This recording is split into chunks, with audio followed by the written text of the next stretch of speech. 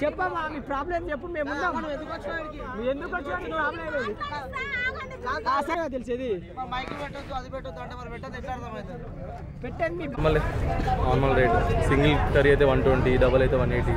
అంతే అది అది